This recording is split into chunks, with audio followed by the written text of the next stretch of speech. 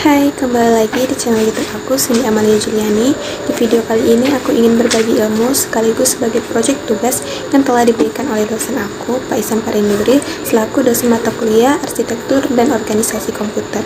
Di sini saya akan menjelaskan beberapa materi dari mata kuliah tersebut. Berikut penjelasannya. Baik, di penjelasan pertama ini kita akan membahas materi tentang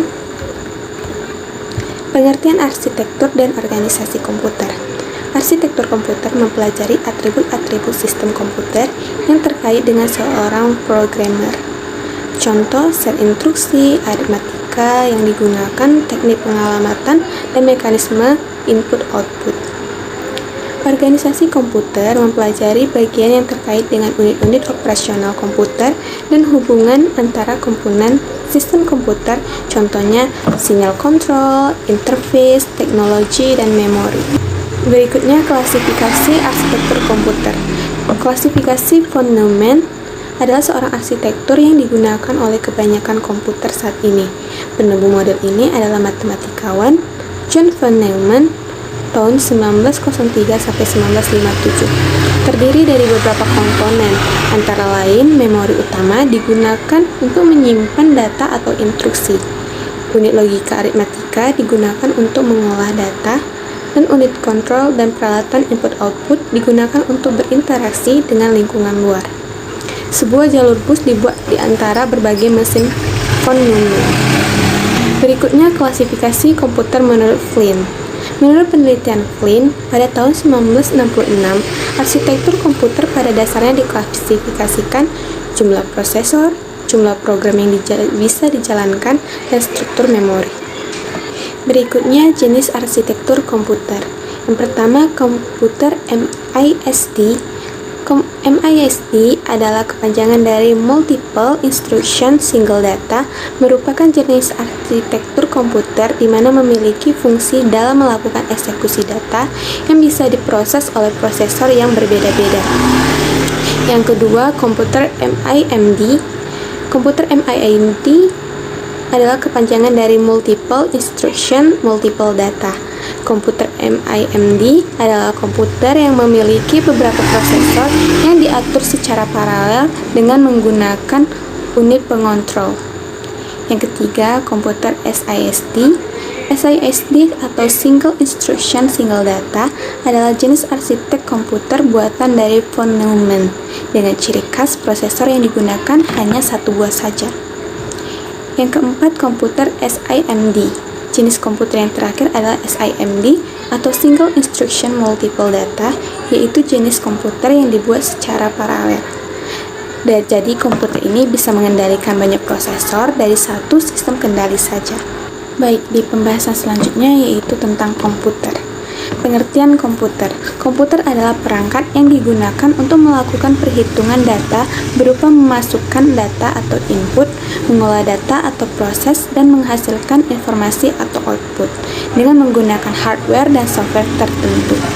Secara harfiah, komputer berasal dari bahasa Latin yaitu computare yang berarti menghitung. Berikutnya, fungsi komputer. Fungsi komputer salah satunya yaitu fungsi operasi pengolahan data sebagai alat memindahkan data dengan memindahkan data dari periferal atau saluran komunikasi ke perangkat lainnya. Kedua, fungsi operasi penyimpanan data. Data dipindahkan dari lingkungan luar ke penyimpanan komputer atau baca dan sebaiknya ditulis. Ketiga, fungsi operasi pemindahan data. Pemindahan data dari lokasi memori internal ke memori eksternal dan perangkat input maupun output. Nah, struktur utama komputer yaitu Central Processing Unit atau yang disingkat dengan CPU, merupakan otak dari sebuah komputer. CPU akan mengontrol semua kegiatan yang ada pada sebuah komputer dan merupakan pengolah utama pada komputer. Selanjutnya, memori. Memori adalah tempat penyimpanan sementara pada sebuah komputer. Memori sebagai tempat penyimpanan sementara terhadap instruksi atau perintah yang berjalan pada sebuah komputer. Memori terbagi dua, yaitu Random Access Memory atau RAM dan Read Only Memory atau ROM. RAM adalah memori yang bersifat tidak tetap Dia hanya menyimpan data sementara, namun saat komputer dimatikan, data akan hilang. Sedangkan ROM memiliki sifat tetap, yaitu komputer hanya dapat membaca data pada ROM, tetapi tidak dapat menulis, menyimpan, atau mengubahnya. Selanjutnya, storage device adalah penyimpanan yang bersifat permanen. Storage device contohnya flash disk, hard disk, disket, dan lain sebagainya. Selanjutnya, input-output. Perangkat input-output adalah jembatan penghubung antara komputer dengan pengganti luar komputer. Input adalah proses pemasukan yang diberikan kepada komputer, sedangkan output adalah hasil yang dikeluarkan. Selanjutnya, evolusi dan kinerja komputer. Sejarah perkembangan komputer dari generasi pertama sampai kelima. Komputer generasi pertama berawal dari tahun 1942 sampai 1959. Komputer generasi ini disebut juga sebagai komputer dinosaurus karena ukurannya yang relatif besar, mirip komputer induk atau komputer utama. Komputer generasi pertama masih sangat sederhana dan belum kompleks penggunaannya. Contoh komputer generasi pertama adalah ENIAC atau Electronic Numerical Integrator and Calculator yang dibuat oleh Dr. John Mauchly and Presper Eckert tahun 1946. Selanjutnya, generasi kedua. Komputer generasi kedua muncul pada era 1960-an. Munculnya komputer generasi ini ditandai dengan ditemukannya transistor, yaitu komponen elektronik berukuran kecil yang cara kerjanya memanfaatkan aliran muatan atau elektron di dalam zat padat kristalin. Fungsi transistor adalah sebagai penguat sinyal. Transistor mempunyai sifat lebih ringan, lebih kuat, dan tahan lama dibandingkan teknologi tabung.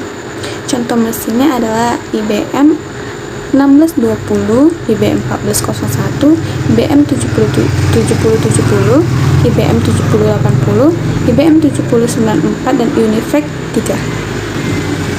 Selanjutnya, generasi ketiga.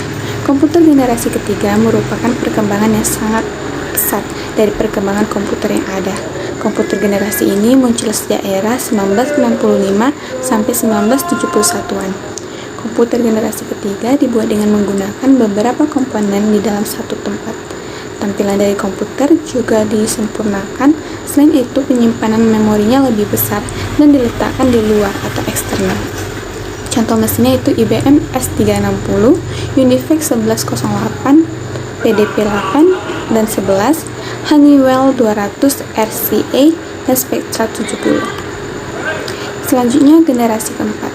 Komputer generasi keempat telah berkembang sangat pesat karena penggunaannya yang sangat mudah atau friendly user dan serbaguna, apalagi di bidang industri dan teknologi informasi. Peranan komputer sangatlah membantu. Komputer generasi keempat adalah komputer yang kita ketemui pada saat ini. Komputer yang dalam komponen elektriknya masih menggunakan microchip walaupun ukurannya dan bahan digunakan berbeda. Sedangkan pengolahan dan penyimpanan data menggunakan IC atau chip. Contoh mesinnya itu IBM S34, IBM S36, IBM PC atau AT, dan XT, IBM PS2, Honeywell 700, Sabre, dan PC Apple II. Selanjutnya yang paling terakhir yaitu generasi kelima. Komputer generasi kelima memang belum terwujud, karena komputer generasi ini merupakan komputer impian masa depan. Pembuatan untuk komputer generasi kelima akan lebih kompleks. Rencana masa depan komputer di generasi kelima adalah komputer yang telah memiliki artificial intelligence atau AI, sehingga komputer di masa depan dapat memberikan respon atas keinginan manusia. Dua tanda akan munculnya inovasi komputer generasi kelima adalah komputer paralel yang berarti memungkinkan banyak CPU bekerja sama membentuk suatu jaringan yang efisien. Lembaga ICOT, Institute for New Computer Technology, juga dibentuk untuk merealisasikan keberadaan komputer generasi kelima ini. Baik, materi selanjutnya yaitu Central Processing Unit atau CPU. Pengertian Central Processing Unit atau CPU adalah perangkat keras komputer yang memahami dan melaksanakan perintah dan data dari perangkat lunak. Istilah lain dari CPU prosesor sering digunakan untuk merujuk ke CPU. Fungsi CPU. Fungsi utama dari CPU adalah melakukan operasi aritmatika dan logika pada data yang diambil dari memori atau dari informasi yang dimasukkan melalui beberapa perangkat keras seperti keyboard, scanner, voice control, dan mouse. CPU dikontrol menggunakan sekumpulan instruksi perangkat lunak komputer. Selanjutnya yaitu komponen CPU. Yang pertama, unit kontrol. Unit kontrol yang mengatur jalannya program. Komponen ini tentu ada di semua CPU. CPU bertugas mengontrol komputer sehingga sinkronisasi yang terjadi antara komponen bekerja dalam menjalankan fungsi operasi. Termasuk tanggung jawab unit kontrol ialah mengambil perintah, instruksi dari memori utama dan menentukan jenis instruksi. Yang kedua yaitu register. Register adalah perangkat penyimpanan kecil yang memiliki akses kecepatan yang cukup tinggi yang digunakan untuk menyimpan data dan instruksi yang selama ini diproses. Memori ini bersifat sementara, biasanya digunakan untuk menyimpan data saat diolah atau data untuk diproses lebih lanjut. Yang ketiga yaitu unit ALU. Tugas utama dari ALU adalah melakukan semua perhitungan aritmatika yang terjadi sesuai dengan perintah program. ALU melakukan semua operasi aritmatika dengan dasar penjumlahan sehingga sirkuit elektronik yang digunakan disebut adder. Yang keempat, CPU interconnections adalah sistem koneksi dan bus yang menghubungkan komponen internal CPU yaitu ALU, unit kontrol dan register-register, dan juga dengan bus-bus eksternal CPU yang menghubungkan dengan sistem lainnya seperti memori utama, piranti, masukan atau keluaran. Baik, kita lanjut ke materi berikutnya yaitu memori. Pengertian memori. Memori adalah tempat penyimpanan data yang ada pada sebuah komputer. Memori biasanya disebut sebagai computer storage atau penyimpanan komputer. Memori pada sebuah komputer dibagi menjadi dua, yaitu memori internal dan eksternal. Jenis-jenis memori internal. Memori internal atau memori utama adalah memori yang dapat diakses langsung oleh CPU. Memori ini dibagi beberapa macam, yaitu yang pertama read-only memory atau ROM. ROM adalah memori yang sudah terisi oleh data. Memori ini tidak bersifat volatile dan tidak memungkinkan data di dalamnya untuk dimodifikasi. Selanjutnya, complementary metal oxide semiconductor atau CMOS. CMOS adalah memori berukuran kecil untuk menyimpan pengaturan BIOS dan memerlukan sumber daya listrik. Biasanya sumber daya listrik yang digunakan adalah baterai. Dan juga random access memory atau RAM. RAM adalah memori yang digunakan untuk menampung data pada komputer dan bersifat volatile. Selanjutnya, jenis-jenis memori eksternal. Memori eksternal atau memori sekunder adalah memori tambahan yang memiliki kapasitas besar. Memori ini terbagi menjadi beberapa macam, yaitu hard disk, yaitu memori yang bekerja secara mekanikal. Memori ini menyimpan datanya di dalam sebuah piringan. Selanjutnya, flash disk, yaitu memori yang menyimpan datanya di flash memory. Dan terakhir yaitu SSD atau solid state drive, yaitu memori yang menyimpan datanya di flash memory. Flash memory ini memiliki kecepatan yang lebih tinggi daripada yang digunakan di flash disk.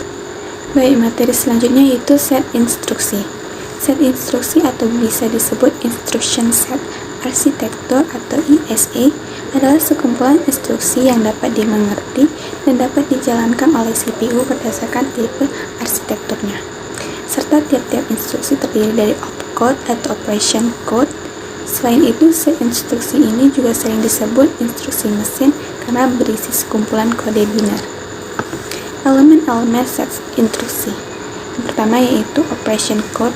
Operation code atau sering disebut opcode adalah suatu kode yang berisi perintah yang digunakan untuk menentukan dan menjalankan operan atau operasi matematika tertentu.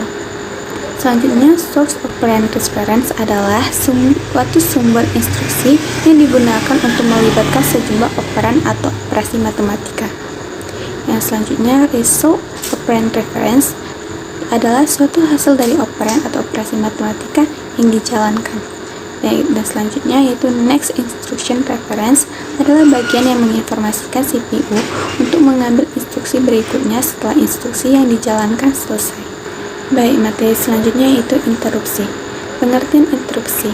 Interupsi juga disebut dengan interrupt, adalah suatu permintaan khusus pada mikroprosesor untuk melakukan sesuatu. Interupsi pada dasarnya kalau dalam dunia komputer sering kita kenal dengan penghentian sementara proses program yang sedang dijalankan.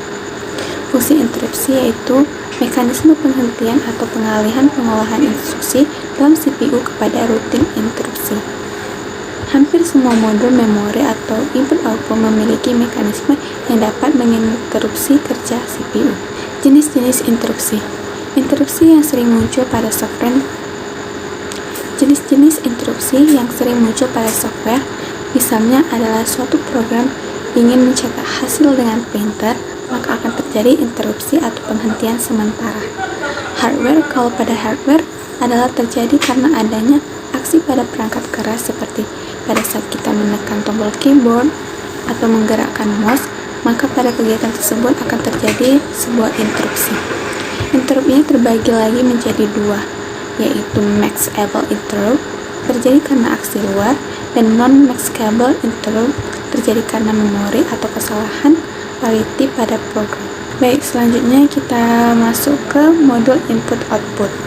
Modul input-output adalah interface atau central switch yang mengendalikan satu atau lebih peripheral atau perangkat input-output. Konektor mekanis berisi fungsi logik yang untuk komunikasi antar bus dan peripheral. Tidak hanya sekedar modul penghubung, tapi sebuah penanti yang berisi logika dalam melakukan fungsi komunikasi antara peripheral dan bus komputer. Fungsi modul input-output yaitu control dan timing sebagai media komunikasi dari CPU menuju device eksternal, sebagai media komunikasi dari device eksternal menuju CPU, data buffering berfungsi sebagai penampung data sementara baik dari CPU atau memori maupun dari peripheral.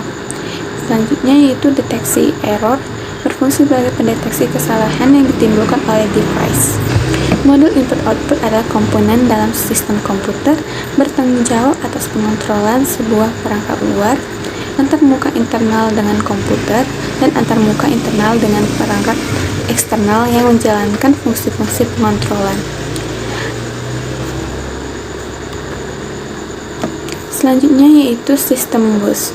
Sistem bus adalah suatu komunikasi data yang digunakan untuk menghubungkan beberapa komponen dalam komputer seperti memori, CPU, dan perangkat input-output. Fungsi dari sistem bus adalah sebagai bus data digunakan untuk mentransfer data antar perangkat dalam komputer. Selanjutnya bus address. Bus address adalah diterjemahkan menjadi bus alamat. Ini berfungsi memberitahu perangkat dari mana data berasal dan harus dikirim ke mana. Selanjutnya itu bus control. Bus control berfungsi mengkoordinasi aktivitas antara berbagai perangkat untuk mencegah tabrakan data. Tabrakan data ini yang membuat file komputer menjadi corrupt dan membuat file tersebut tidak bisa dibuka. Selanjutnya jenis sistem bus. Jenis sistem bus bisa dibedakan menjadi dua macam, yaitu dedicated bus dan multiplexed bus. Adapun penjelasannya sebagai berikut. Yang pertama, dedicated bus merupakan bus yang khusus menyalurkan data tertentu saja. Bus ini mempunyai kelebihan yaitu kecepatan yang tinggi, akan tetapi juga mempunyai kelemahan yaitu membutuhkan saluran yang banyak. Yang kedua, multiplexed bus yaitu bus yang menyalurkan data melalui informasi yang berbeda, baik itu data alamat dan sinyal kontrol dengan cara multiplex. Keunggulan dari bus ini yaitu tidak memerlukan saluran yang banyak, akan tetapi juga mempunyai kelemahan yaitu kecepatan rendah dan perlunya mekanisme yang kompleks untuk mengurangi data yang multiplex. Selanjutnya, pembahasan tentang bahasa assembly. Pengertian bahasa assembly merupakan jenis bahasa pemrograman yang ada pada generasi kedua. Bahasa assembly ini juga dinamakan sebagai bahasa rakitan yang merupakan bahasa digunakan untuk komputer. Namun bahasa ini masuk ke dalam kategori sebagai bahasa tingkat rendah atau low level language. Bahasa ini merupakan notasi untuk mesin sehingga nanti bisa dibaca oleh manusia. Berbeda dengan high level language atau bahasa tingkat tinggi, bahasa assembly ini mempunyai hubungan satu-satu berdasarkan instruksi mesin. Manfaat bahasa assembly diantaranya membuat seseorang menjadi lebih paham OS, prosesor, dan BIOS saling bekerja sama. 2. Seseorang dapat mengetahui proses instruksi data dan cara prosesor menjalankan instruksi, menyederhanakan tugas kompleks perangkat keras, menurunkan kebutuhan memori, menurunkan waktu eksekusi yang dibutuhkan, dan memahami jauh lebih tentang apa yang terjadi di dalam komputer. Selanjutnya, materi aritmatika komputer. Arithmetic and Logic Unit atau ALU adalah salah satu bagian atau komponen di dalam sistem komputer yang berfungsi melakukan operasi atau perhitungan aritmatika dan logika, seperti penjumlahan, pengurangan, dan beberapa logika lain. Rangkaian utama untuk melakukan perhitungan ALU. Adder atau rangkaian ALU yang digunakan untuk menjumlahkan bilangan. Karena adder digunakan untuk memproses operasi aritmatika, maka adder juga sering disebut rangkaian kombinasional aritmatika. Ada 3 jenis adder, yaitu rangkaian adder yang hanya menjumlahkan 2 bit atau half adder, rangkaian adder yang hanya menjumlahkan 3 bit atau full adder, dan rangkaian adder yang menjumlahkan banyak bit atau disebut parallel adder. Operasi logika atau logical operation meliputi perbandingan dua buah elemen logika dengan menggunakan operator logika, yaitu sama dengan, tidak sama dengan, kurang dari, kurang atau sama dengan dari, lebih besar dari, dan lebih besar atau sama dengan dari. Dasar operasi aritmatik adalah penjumlahan dan pengurangan, sedangkan operasi selanjutnya yang dikembangkan dari kedua operasi dasar tersebut adalah operasi perkalian dan pembagian. Dasar operasi aritmatik adalah penjumlahan dan pengurangan. Operasi selanjutnya yang dikembangkan dari kedua operasi dasar tersebut adalah operasi perkalian dan pembagian. Penjumlahan bilangan biner bisa dilihat, ini adalah peraturan yang berlaku pada penjumlahan bilangan biner. Di sini adalah aturan-aturan untuk pengurangan bilangan biner, bisa kita lihat. Baik, selanjutnya kita ke pembahasan sistem operasi. Secara umum, sistem operasi adalah perangkat lunak pada lapisan pertama yang ditempatkan pada memori komputer pada saat komputer dinyalakan booting. Sedangkan software-software lainnya dijalankan setelah sistem operasi berjalan, dan sistem operasi akan melakukan layanan inti untuk software-software itu. Fungsi dari sistem operasi diantaranya yaitu manajemen sumber daya komputer, berperan sebagai aplikasi dasar sebuah perangkat, dan menghubungkan hardware. Jenis sistem operasi komputer yaitu salah satunya sistem operasi standalone. Contoh dari sistem operasi standalone adalah Microsoft Windows, Linux, and Mac OS. Selanjutnya yaitu sistem operasi Live CD. Contohnya yaitu Knoppix, CentOS, Linux Mint, WinXP Live CD, dan lainnya. Selanjutnya sistem operasi jaringan.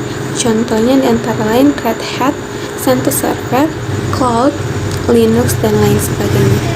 Baik, kita akan membahas materi terakhir yaitu penjadwalan prosesor.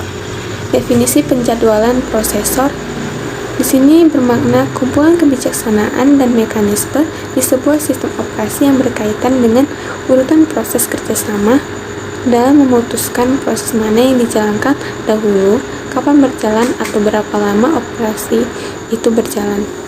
Proses penjadwalan pun memiliki kriteria untuk mengukur optimasi kinerja penjadwalan, yakni adil atau fairness, efisiensi, waktu tanggap atau response time, turnaround time atau throughput.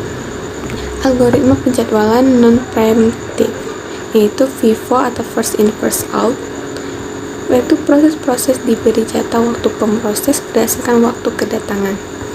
Kedua, SJF atau shortest job first, waktu jalan proses sampai selesai diketahui sebelumnya. Mekanismenya adalah menjadwalkan proses dengan waktu jalan terpendek lebih dahulu sampai selesai, sehingga memberikan efisiensi yang tinggi dan turnaround time rendah dan penjadwalannya tidak berprioritas.